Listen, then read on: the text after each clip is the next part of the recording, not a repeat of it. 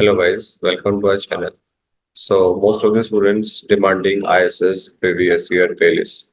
So as you all know, I have teach only numerical analysis paper in this course.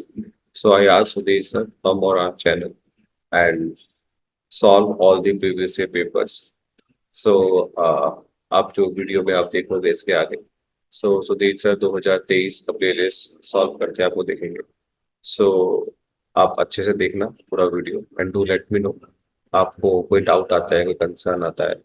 So will discuss and sir से हम personally में discuss भी करेंगे इसके बारे में कि और क्या कर सकते हैं. Thank you. Good morning student.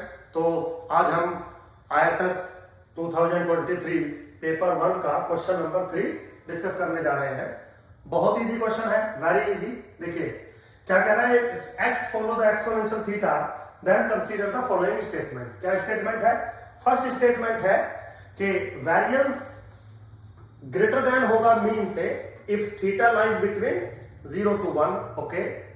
Minimum order statistics is chi square distribution को फॉलो करेगा.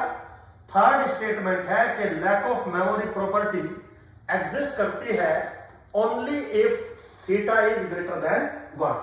तो मेरे बच्चों आपने कंफर्म एक्सपोनेंशियल रैंडम वेरिएबल पढ़ा होगा. तो अगर हम थोड़ा सा देखें, if x follow exponential theta, तो यहां पर x lies between 0 to infinity होता है और theta lies between 0 to infinity होता है. एक्सपेक्टेड वैल्यू जो होती है in this case, this is 1 upon theta, और जो वेरिएंस ऑफ x होता है वो 1 अपॉन थीटा स्क्वायर. तो सबसे पहले स्टेटमेंट को अगर हम चेक करें, वो कह रहा है वेरिएंस स्ट्रिक्टली बड़ा है मीन से.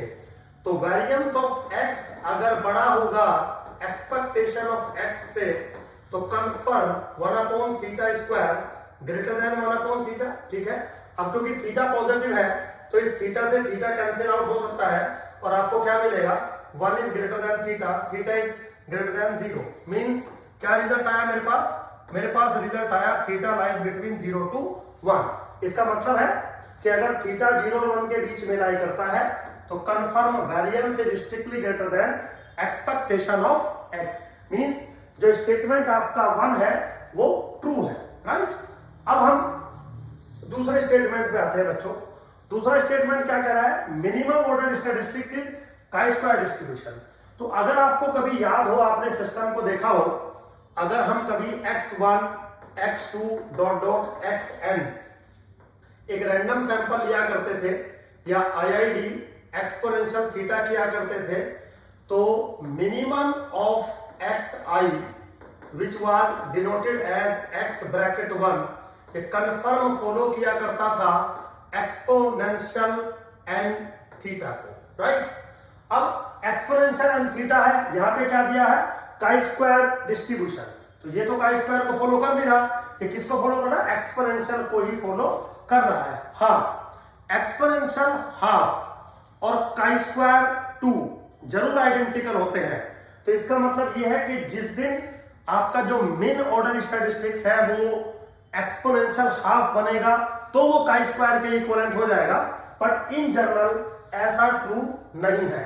तो इन जनरल ऐसा ट्रू नहीं है, तो इसका मतलब second statement is not valid. ठीक. अब बात करते हैं थर्ड स्टेटमेंट की. Lack of memory property exist only this one. जब आपने एक्सपोनेंशियल पढ़ा होगा तो आपने गौर से देखा होगा, वो जब ये कहता है कि in case of continuous distribution only the exponential satisfy the lack of memory, और थीटा पर कोई कंडीशन इंपोज नहीं करता है, theta lies between 0 to infinity. इसका मतलब जो लैक ऑफ मेमोरी कंडीशन है वो all over the theta means theta lies between 0 to infinity सबके लिए वैलिड है, ना कि थीटा इज ग्रेटर देन 1 के लिए वैलिड है. इसका मतलब ये स्टेटमेंट भी ट्रू है.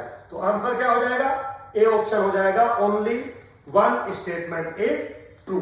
तो बच्चों क्वेश्चन बहुत इजी था. मैक्सिमम आपको 1 मिनट का समय इस क्वेश्चन में लगना चाहिए. चलिए होप सो आपको समझ में आया.